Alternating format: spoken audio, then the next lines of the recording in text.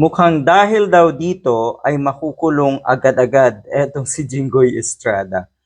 Anyway, kahit hindi naman agad-agad, makukulong din naman. Pero eto ang nangyari daw, kung eto man ay totoo. Pero eto po'y makikita na natin sa mga media, all over social media. Yan din po ay sinishare na ng marami nating kababayan. Dapat daw laging on time ang isang abogado na magko-cross-examine nga ng testigo ng prosecution. Anyway, yun yung sinasabi. So, eto ang nangyari. Nakakahiya daw na makukulong nga ang kliyente mo dahil masarap ang tulog mo or dahil mabagal kang maliko.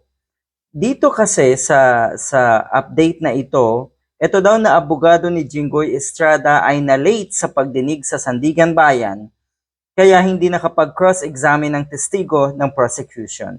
Yun yung malala. Yun yung matindi.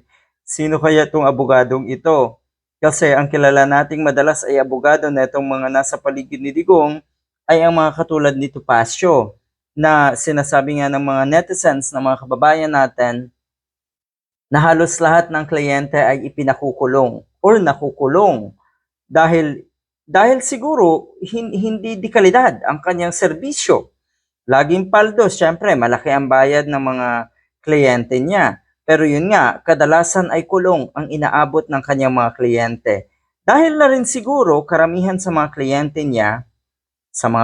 niya, ay mga guilty. Lahat ay pawang may kasalanan at mahirap ipagtanggol. Etong katulad ni Jinggoy Estrada, sigurado tayo, nahihirapan din ang kanyang lawyer na ipagtanggol. Ipagtanggol ang isang Jinggoy Estrada. Mahirap yan.